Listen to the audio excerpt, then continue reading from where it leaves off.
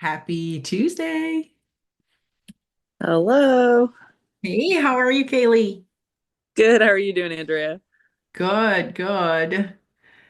Just as good as I can be after six Yes. weeks. Oh my gosh. I cannot Yep. believe you're so close. I know, I know. Neither do I. At the same time that I'm like, okay, I'm ready. I'm like, no, I'm not ready yet. I'm ready to not be pregnant. I'm not ready for two under two. So Yes, yeah, seriously. yeah. So there's that. Hi, Jasmine. It's been a while. Hello, How are you? I'm doing well. How are you doing? Good, good, good. Yes, amazing. Ladies, let's just jump in. So I'll go over talking a little bit about summer fat loss, all that jazz, and then at the end, I'll open for questions. If you have any questions, drop it in the chat as well. So we make it short and sweet. And if you have any questions throughout the presentation, throughout what I'm talking about, just drop it in the chat. We'll address it later. But the idea is to answer as many questions as you guys might have when it comes to navigating summer and fat loss, which was the most voted. I know that I posted the poll kind of late in the day, but it ended up being the most voted anyway. So let's go and talk about it. And the timing is perfect, actually. So let's dive into it. Hey, Kaylin, how are you? Kaylin is actually not on fat laws, but I know you're here to learn. So, Yes. And it was funny. I finally did look and I was like, no, I would have voted for the other because my life was too chaotic to look this afternoon. when is it not chaotic? When is it not? But I got a haircut, so Oh, that was good. nice. Nice. Love it. Love it. Good. Let me just share my screen here. All right. And you guys can take notes. And like I was saying to Kaylee and Jasmine, just drop your questions if you have any questions in the chat. Should be super straightforward, but a good reminder of where we should be focusing on. Because one theme that I've been noticing is people getting so lost with so much information out there. What matters, what doesn't matter, and then you overcomplicate your own plan without even noticing it. Like yesterday, for example, I shared the wrap that I made for for my photo shoot day and stuff like that. Simple to the point, but I know that a lot of people still overthink. Should I grab a low carb tortilla? Should I grab what kind of vegetables are best? What kind of chicken? What kind of this? What kind of that? And my goal is for you to stop overthinking those things and focus on what really matters, what really moves the needle forward when it comes to fat loss. And the most important thing to keep in mind is that you need to have a strategy. We cannot just wing it. And that's the theme number two that I've been noticing as well, which is okay, I just want to keep on trying doing what I was doing before, but now I feel like I have a plan. I report to my coach every week, but I'm not really like 100% bought into what I'm doing, which again comes from most of the times comes from, the preconceptions that we have, limiting beliefs that we have, and things that we believe that we should be doing already. I just need someone to hold me accountable.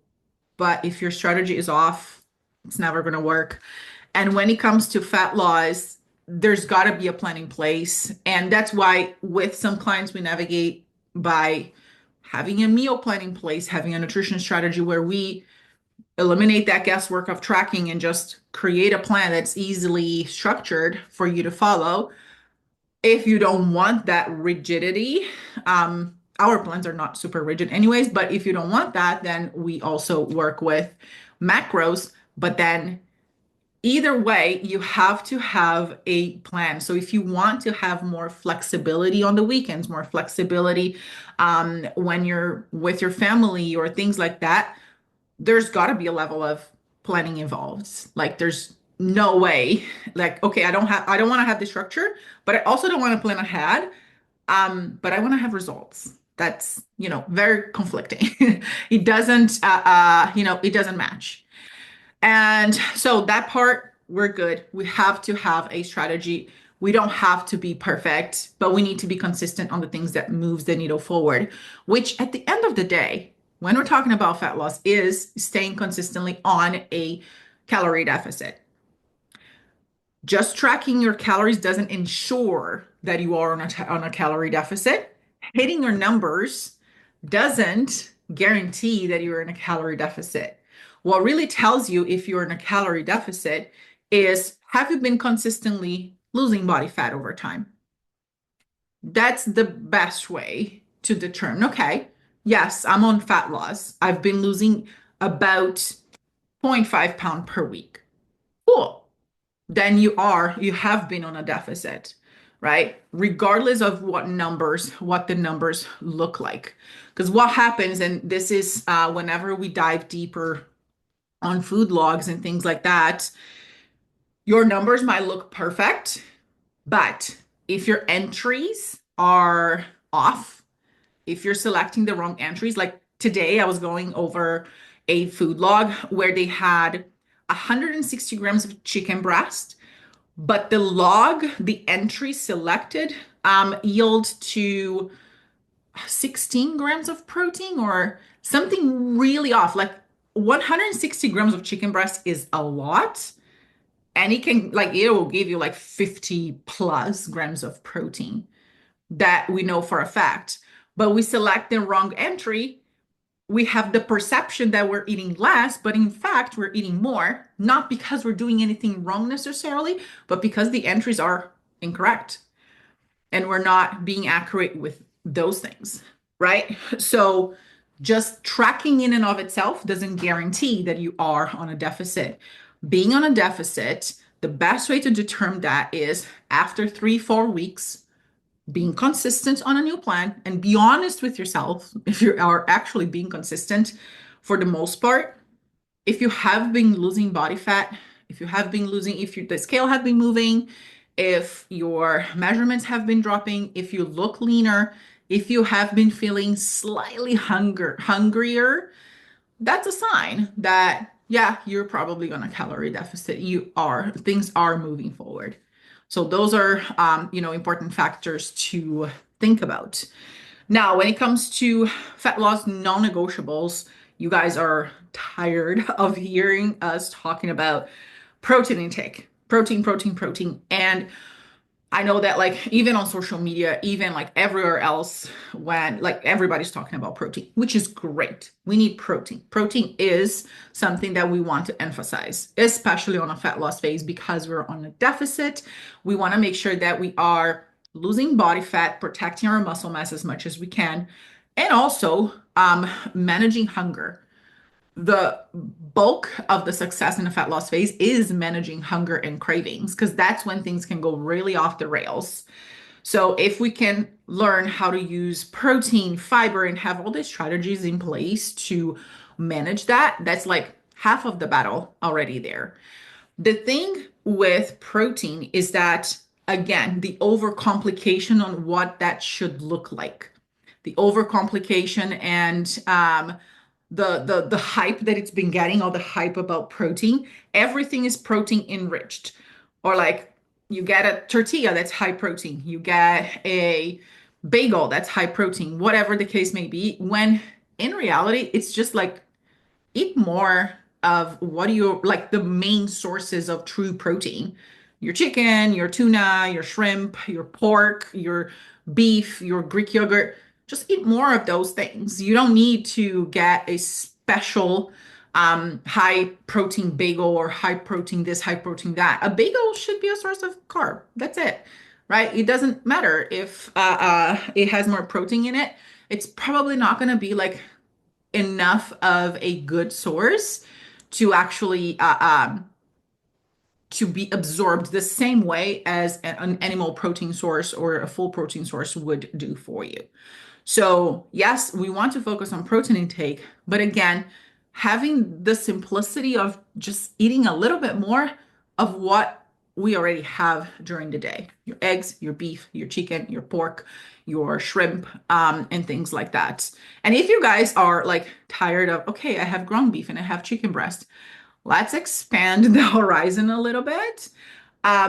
Like shrimp is a great option. I don't see a lot of people eating that. Not a lot of people like it, to be fair, but you can go with shrimp. You can use tuna. You can use tilapia. You can use pork tenderloin. Delicious pork tenderloin. Super good protein source. You can use turkey, ground turkey, turkey breast, turkey slices, even some deli meat, some deli turkey slices, 3, 4 ounces in a wrap with some veggies, quick, easy, and it hits the spot, right? So simplify what hitting your protein should look like. There's no need to have super overcomplicated high protein recipes. You can mix and match and make it however way you want. If you're following the structure that we're going to be talking about here, it's going to be very easy for you to hit the protein intake. But the why behind it, aside from retaining and repairing lean muscle during a fat loss phase, because you're going to be in a deficit, you're not going to have enough calories to support muscle growth. We want to ensure that we protect that and we lose fat, not muscle. We want to curb hunger and cravings as well. I always talk about doing this 30 grams of protein at least per meal. This is what's going to keep you full, satisfied, and like you're not going to want to be snacking if you're having at least 30 grams of protein per meal, which means like 100 grams of chicken on if you're doing lunch, or like 100 grams of 120 grams of ground beef, whatever the case may be. Just adjust the portions to hit that 30-gram minimum. Then your daily steps, your movement. So the daily steps are not there to um, replace cardio necessarily, but it's just a low stress way, a low impact way to increase your movement. What happens is when we go through a fat loss phase, when we are consistent with our numbers, when we are actually losing body fat and our bodies become smaller, we end up also, our bodies are very, very smart, and we end up conserving energy. So we start unintentionally moving less. So on a fat loss phase, on the deep fat loss phase, I'm actually in a deficit. I'm not as animated as I am here because my body is conserving energy. So I might fidget a lot less. I might move a lot less throughout the day unintentionally. So the step targets are there as a way to measure and increase that non-exercise activity thermogenesis, which is the NEAT. Okay. So the more we have been on a fat loss phase, the more we need to pay attention to that and potentially even increase that to 10K non-negotiable, sometimes 12,000 steps a day to make up for what our bodies adjust in trying to conserve energy. And this is in some ways better than just increasing cardio. Cardio is also a tool and is also helpful, but sometimes when you do too much high intensity cardio, that curbs up your hunger, increases your hunger a lot, just impacts your recovery. You're more tired usually, and it could end up backfiring. So we can use both steps and cardio, but steps don't necessarily replace the cardio. It's just one strategic way to increase your energy throughout the day. Okay. Then your training intensity and execution. Again, in a fat loss phase, in a deficit, in an ideal world, you are losing body fat, your body's becoming smaller, you have less energy coming in than you have going out. So chances are that your output in the gym is not going to be the best. And if you've been through a fat loss phase, then a reverse maintenance, and even a lean build, you might have felt that difference. It's a whole new world of difference when you have more carbs in you, when you're actually well fueled, you train a lot better, you can lift heavier, you can like you go through your sessions with a lot more stamina than when you're fat loss. You're kind of like, okay, I gotta go through this. So you have to be really intentional about how you're approaching your training sessions with execution technique, intensity levels, bringing things close to failure, making sure that you're well fueled as well, well hydrated. Have your pre-workout meal. Maybe you might need to bring it even closer to your training session. That actually happens to me a lot. Like whenever I'm on fat loss, which I'm gonna go through at some point postpartum. I have to manage really strategically, bring my pre-workout meals closer to my workout. Otherwise, I get super hungry. So managing things this way, so you can have the best chances of having a really good workout that's going to translate into maintaining more of the muscle tissue that we want, and really making it count in terms of what we want out of a training session when we're lifting weights, which is maintaining lean muscle. Even building some lean muscle, depending on where you are, that is possible in a deficit if all things are optimized. But just going through the motions, just, lifting 3 sets of 10 and not really like paying attention to how you're executing the plan, going through the motions is not going to do it. And you're going to be wasting your precious energy that's already very little on a fat loss phase. So that is important. Okay. And not to mention that building muscle, retaining muscle also makes sure that you are burning more calories overall at rest. And then number 4 here, meal structure with, again, regardless if you are on a meal plan with us, you already have your meal structure, probably anywhere between 4 to 5 meals a day.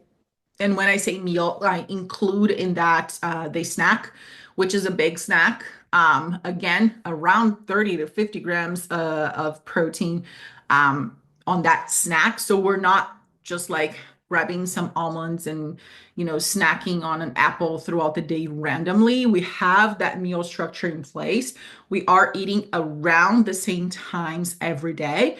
And this just helps our bodies to get used to that consistency, to that pattern consistent. And you'll notice that if you follow most of the days you're eating around the same times, you're going to be hungrier around the same time as well. Your body already knows what to expect. Good for digestion, good for sleep as well. All of these things. So the more you can keep things similar from day to day, the better. And the better we can pinpoint when things are not moving the way that we want, because we know that we don't have as many variables. It's not like, okay, one day I eat at 11, the other day I start eating at 6, and then it's just a whole mess. So it helps to regulate hunger. It helps to regulate your blood sugar. It helps to regulate your energy levels throughout the day as well. Okay. And just a side note on energy levels, this is probably a third point, a third theme that I've been noticing on check-ins as well, which is lower energy or like energy crashes throughout the day. And this is something that will probably need a separate either group coaching call or a video training or something on that, or a separate resource for that. But one of the things that do impact your energy levels, aside from the basic stuff, which is sleep, is how you start your day.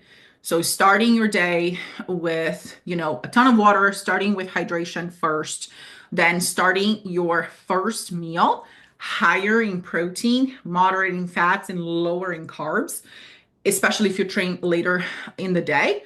That will help manage, balance out your blood sugar throughout the day, balance out your energy throughout the day. You're going to feel a lot better. I notice a world of a difference if for whatever reason I don't have my 40 ounces of water. I wake up really early, but if I don't have my 40 ounces of water on that first hour of the day, I feel my energy dragging throughout the morning, and then the afternoon it kind of crashes a lot more. And the same thing with how I start my day. I love my protein oatmeal, but if I'm not training first thing in the morning and I eat that protein oatmeal, I don't feel as good as starting with, let's say, an omelette or an egg scramble with some avocado on the side. Because of that blood sugar spike and then the crash that happens right first thing when you wake up. So when we're talking about managing energy, we want to look at sleep, we want to look at hydration, and we want to look at what exactly we're eating on that first meal of the day. If you're training first thing in the morning, then you're putting that workout, that carbohydrate to good use, like right away. But if you're not, it might be worth it to test out a different meal structure, a different meal composition for that first for the first day if you're training later in the day, and allocate your carbs, push your carbs closer to your workouts, and you might feel a lot better throughout the day. Okay. Another thing too is when you have this meal structure in place, plug it in, repeat that as much as you can, including the weekends, and have a plan for the weekends too. Like if you know, oh, my weekends, I never know what I'm doing, blah, blah, blah, blah, blah. Okay, let's plan for that, right? Let's plan for that. How can we plan around that? You don't necessarily have to follow the same exact thing that you do on weekdays, but we have to have some sort of a planning place, some sort of a structure. And now that you know the things that makes you feel good, how can you bring that into the weekend? How can you start your Saturday? How can you start your Sunday feeling really good and doing those things that makes you feel really good right away? Doesn't matter how the rest of the day is going to look like. Let's just start with that morning. How can you make your weekend's morning a lot better? Like I remember when I was young and fresh and you go out on Friday nights or Saturday nights, your weekend mornings are like a write-off. You don't even like, I wouldn't even do anything or feel like doing anything just because you're recovering. You're still so sluggish and bloated and all the things. Um, but when you can, structure your day in a way that you feel really good first thing, you want to repeat that, you bring that into the weekend, you bring that into Saturday and Sunday, and then it translates into you feeling a lot better on Monday morning as well. And with that consistency, all of this will help you just stay consistently on a calorie deficit, which is the end goal of being on a fat loss phase. Okay. Um, Now, in terms of mindset and identity, this is something that we've been talking about a lot recently. And I think it's really, really important because, again, with a lot of information coming from different sources on social media, a lot of people doing different things, a lot of our environment is not really conducive to the goals that we're working towards, or the people around us are not really supportive of what we do.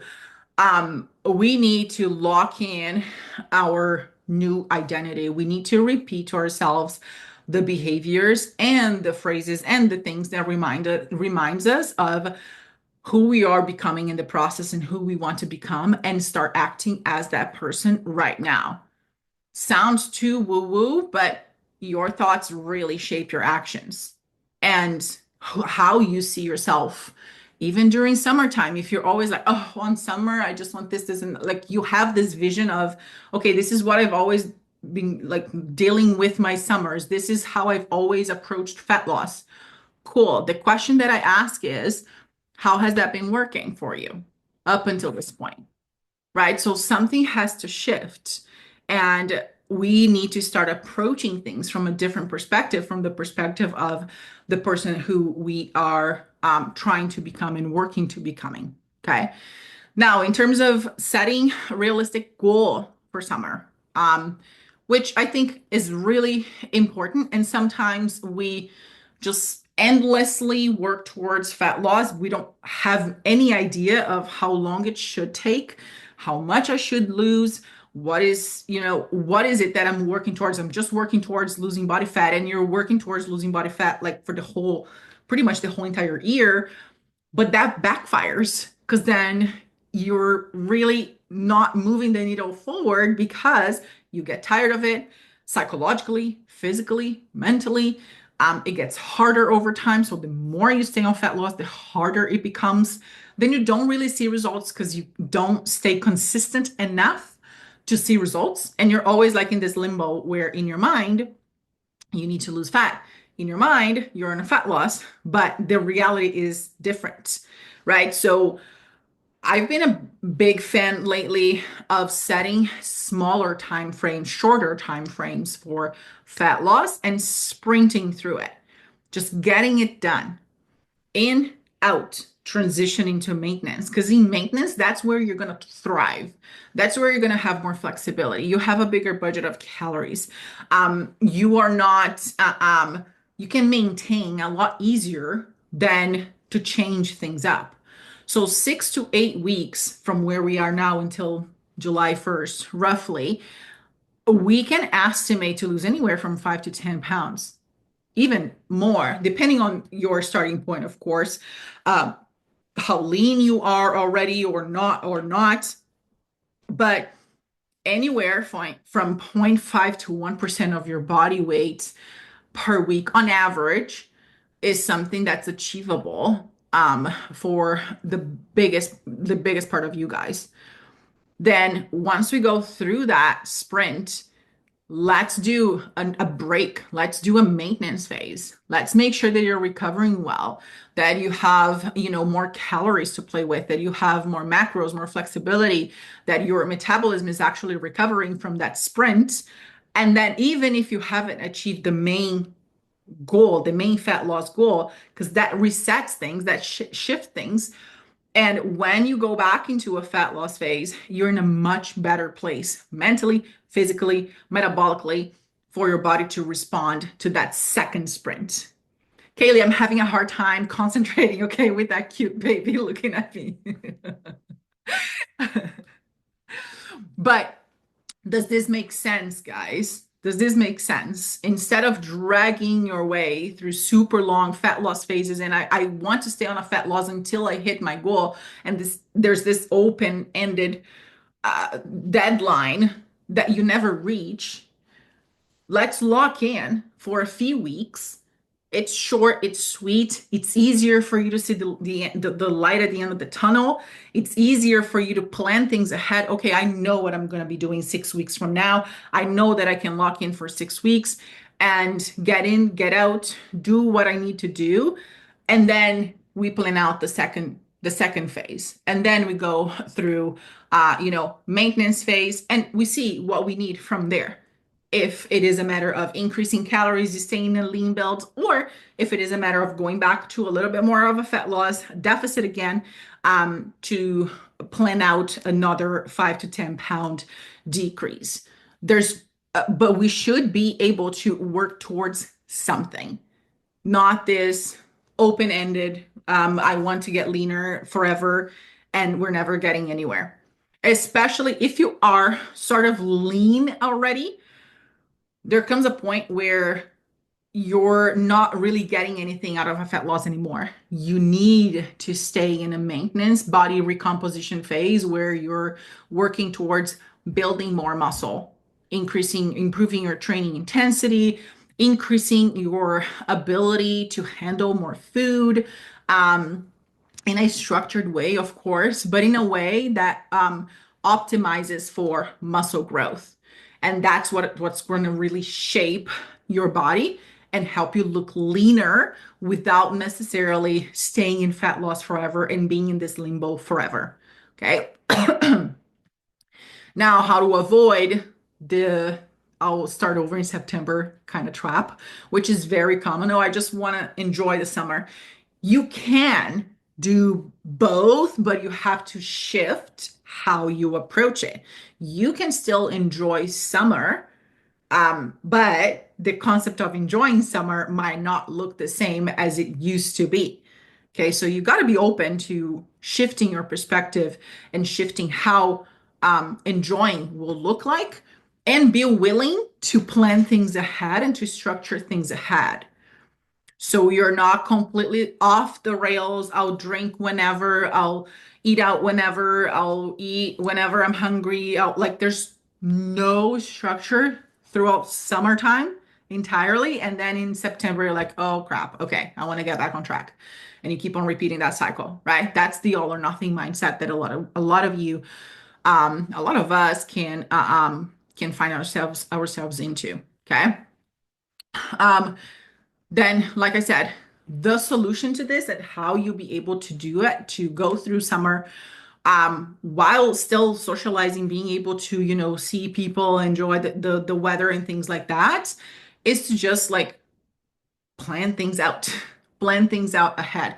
It is very rare that Okay, today I have no idea what my day is gonna look like. I woke up in the morning, it's a Tuesday, and I have no clue what my calendar looks like. I have no clue what I'm gonna eat, where I'm gonna go, who is gonna call me. Like generally speaking, most days, most of our days are pretty structured. We know what's gonna happen. It's very rare, like maybe here and there, that okay, a friend called me and wanted to have dinner tonight. Cool. But that probably doesn't happen every single week, every single day, or most of the day. So that's the exception, and we'll deal with the exceptions whenever we get to them. But most of the time, we can still plan when we're seeing friends. We can still plan when we're going out, and we can still plan when we have date nights. We can plan when it's worth it to have that glass of wine or not, to have that, Pinot Grigio or not, and plan that into either build that into your plan or like choose situations where you say no, right? Choose situations where certain things that are not in alignment with your goals is not worth saying yes to. Because the reality is, and I'll repeat this again, I've said it multiple times, when you say yes to something, you're saying no to something else. And when you say yes to other people and you say yes to other things that are not in alignment with your goals, you're saying no to yourself. You're saying no to your goals. And that doesn't mean being the person who not being able to socialize at all. Like you can still go out. You can still ask for a sparkling water with some lime juice and have a great time. You can still, ask your food the way you want to ask your food and the way that you want to eat your food, that it's in alignment with your goals and have a great time and still continue the conversation. Have a great time with whoever you're spending time with. Nobody's there judging exactly what you're eating or what you're drinking. And if they are or make snacky comments, look back at them and like, are they where you want to be? Probably not. And most people just make those comments out of habit, anyways. They're just like, it's not nothing personally against you. So don't take things too personally. Um, most people feel triggered when they see other people doing things that they know they should be doing, but they're not. So they like to put others down that way because it's a reminder. So you guys, most cases, we are a reminder for other people of what they're not doing, of their own weaknesses, right?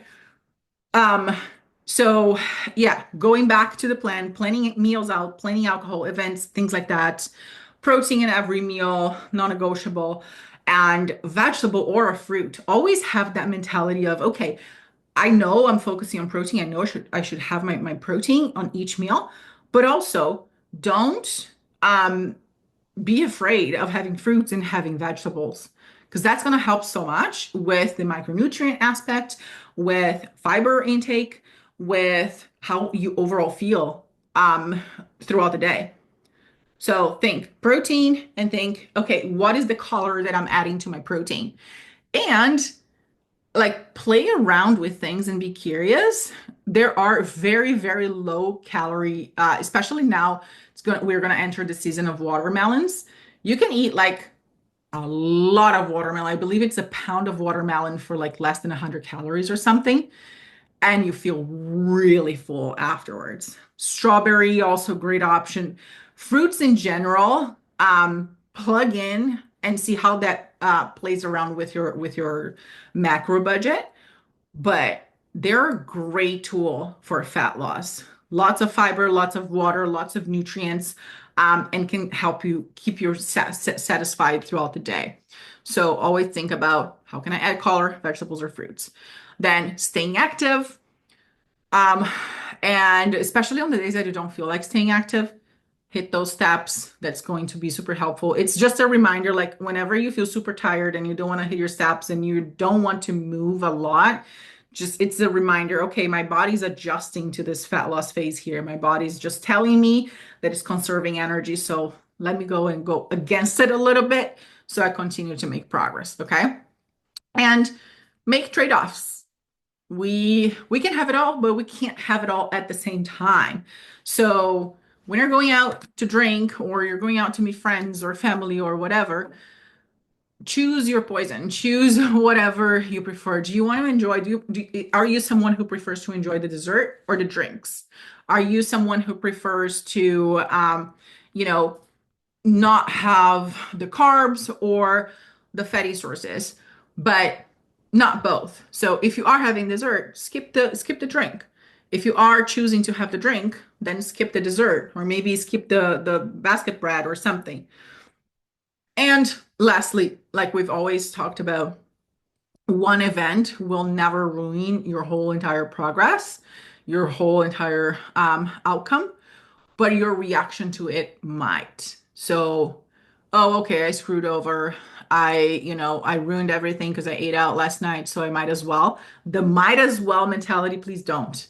Okay, just go back right away to your structure, to your meals, what makes you feel good, um, and the reminders that, okay, I'm working towards my goals. I'm making choices that are aligned with my goals. Okay, I'm not doing this because I need to, but because I want to, because I get to. Those are small reminders that you can tell yourself to help you get back on track or get back to the meals that you know is going to help you continue progressing on your fat loss phase. Um, so I think for today, that's basically it. Let me stop share here.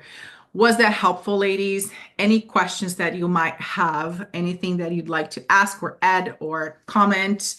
Tell me everything. I know Charlotte has a lot of questions. She's trying to eat the phone. I'm sorry.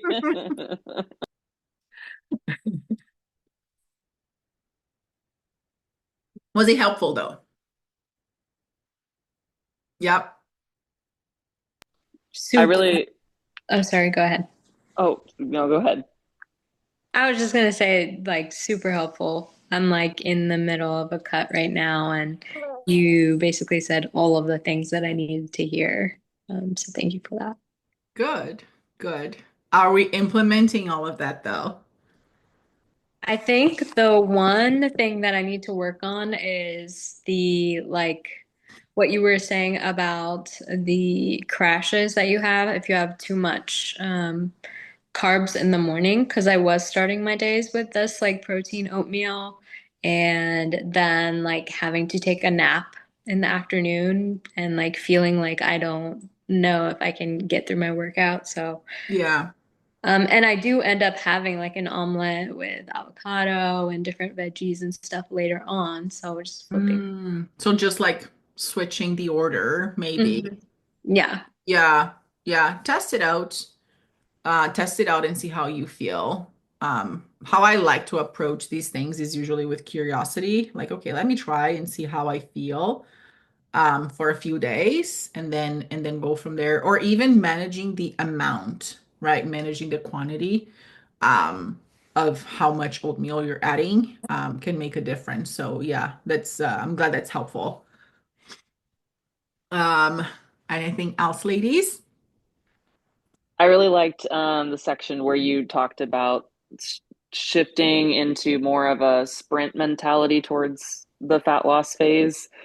Because, and I know I've talked to you about this in my check-in, but I've just recently been feeling like a lack of general motivation. Like I've lost a lot of weight and I'm like medium happy with where I'm at. Like I'm proud of where I've come postpartum. I know like I have a specific goal in mind that I would like to reach. But after, going this long, being in fat loss, it sometimes can be a little just like Yeah. disheartening. Um, so I think if I sort of frame it like, okay, get through July or whatever, and then you'll be in maintenance and you can decide what to do from there, I think that might help a lot. Yeah.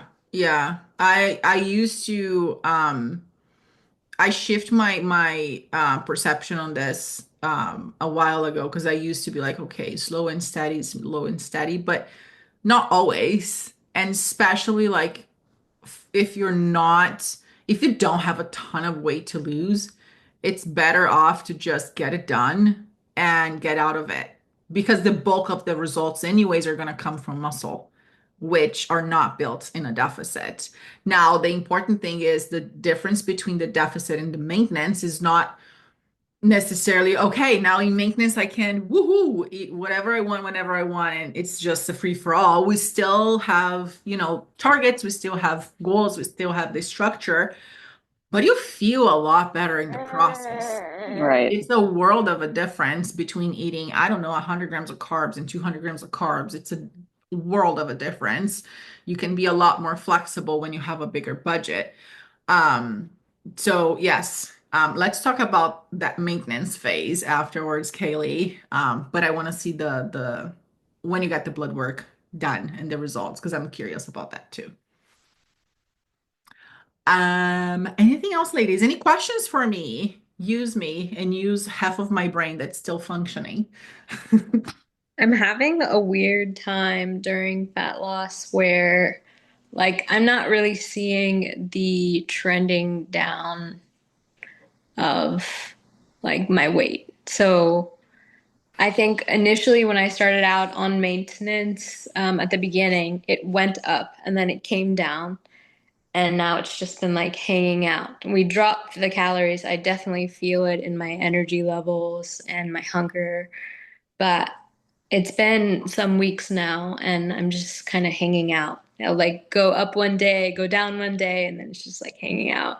And I'm Yeah. seeing all of the differences like in my Hmm. body. Like I've definitely seen like, feeling leaner You're and feeling leaner. yeah, my clothes are all fitting like very nicely and Yeah. I definitely have seen that, but I have not seen a change in the actual weight. Yeah. What could be happening in your case, Jasmine, because you are more petite, you're well, two things. One, your body could have adapted really easily to the calorie amount, and because you are on the tiny side, you're smaller, you do require less calories. Like you might need to go even lower calories to see that, which is quite normal. But it could also mean that you are recompositioning during this phase. So you are building a little bit of muscle through this process and you're getting leaner that way. So those are my two best guesses, just based on what you're telling me. It could, like, either way, it's normal to see like a flat line after, a while. It could mean that your body is adapting and we might need to drop calories more significantly or increase activity more significantly, increasing steps more significantly. But if you're telling me that you're getting leaner as well, it might be that you're losing body fat and building up a little bit of that lean muscle, which on the scale, it will reflect things being really steady over time. Yeah. But I would have a look at consistency also, like being really honest, brutally honest. Yeah. Past 4 or 5 weeks, what does that look like? Because oftentimes we neglect the 3 days here, 4 days there, etc. And then when we truly look at it, we're eating around maintenance. We're just not realizing it. Yeah, for sure. I've been working really hard on that lately, like even like measuring those kind of like 0 calorie kind of things, just making sure, or like 5 calorie kind of things that previously I was not, like a little whipped cream here or a little bit of this there, and like trying to really hone in on like Yeah. what exactly those calories are. I'm not complaining. I feel Yeah. like I'm really seeing results. I'm the actual scale is just confusing to me. Um, Yeah. Yeah. And it can be. And also on another thing, when you are smaller, when you have less weight in general to lose, um, it will take a while more like you're not going to see a dramatic shift on the scale, as dramatic as somebody who has 20 pounds to lose or 30 pounds to lose, right? You're already smaller. So when we talk about like 0.5% of your body weight, for example, what does that translate in pounds? That's going to be very, very little, right? 0.5% of 115 pounds. versus zero point 0.5 of someone who weighs 150, like objectively is less. Does that make sense? Yeah. Yeah. But if your consistency is there, your execution is there, you're feeling leaner. I would also even recommend taking flexed pictures, because that can show a lot more of what you're seeing day to day. Kaylee does this really well. She takes her flex photos and we can see like all the definition that she's been showing off, which is great. Um, but yeah, I would look at consistency if that's there. If you're getting leaner, feeling leaner in general, it means that you are progressing there. Okay. Awesome. Thank you. When is your wedding, by the way? June 21st. Holy crap. Yeah, it's Ready? coming up. It's coming up. Damn. hmm Okay. I have a Good. dress that my fiance had bought me like the first couple of weeks of us like officially dating. And when I had first tried it on, it fit me perfectly. And then, I broke my leg and kind of fell out of working out and all of that whole process. And so now it's starting to fit well again. So I'm excited. Oh my gosh, that's so exciting. You look so calm and chill, and you're getting married in like, right? I wasn't Yeah. like that. There's a lot going on. I have to be this way. I'm finishing my training, I'm moving, and I'm getting married like in the same week.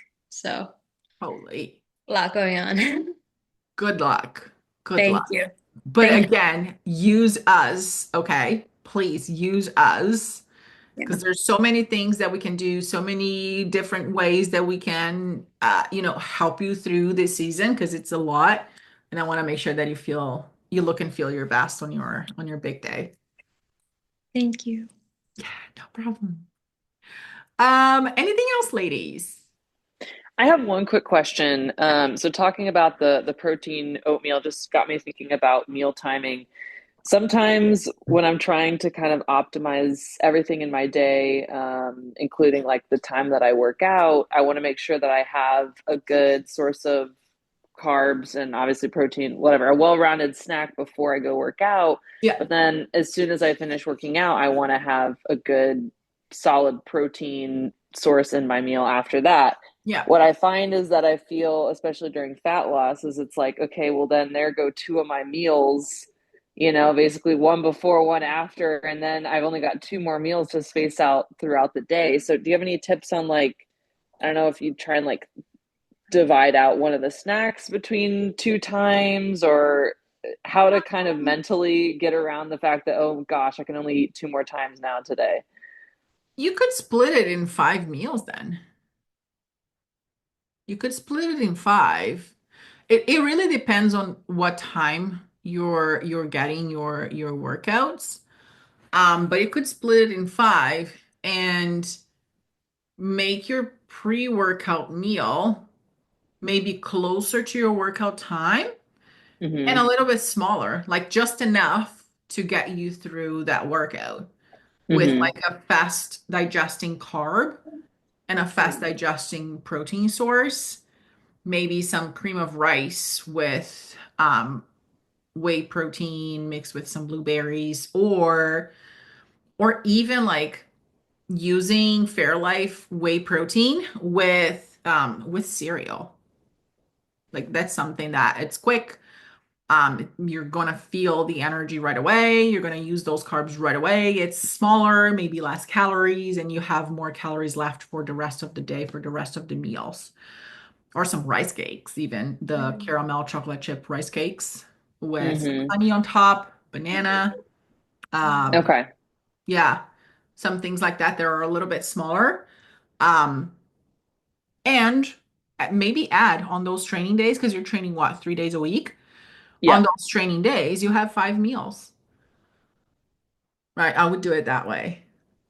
Okay. That makes sense. Yeah, yeah. I would create a structure that works within your schedule, within your workout schedule. So the suggestion of having like 4 meals is just for the sake of simplicity. It's easier, just split kind of equally.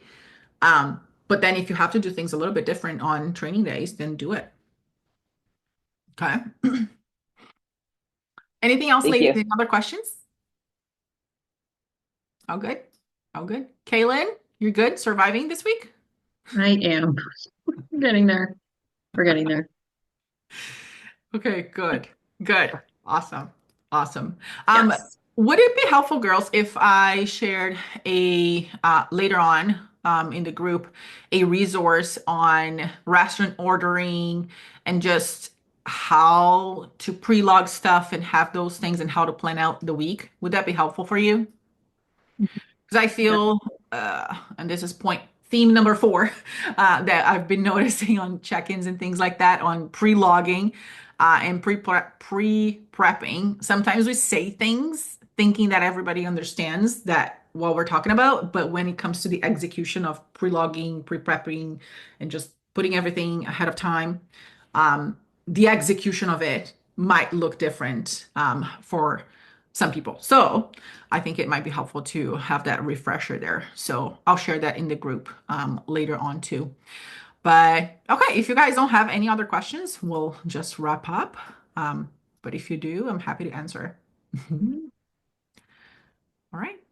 All right. So hope you guys have a great rest of the evening and the week. Yes. And yeah, we'll see you soon. Bye, all. Bye bye. Thank you.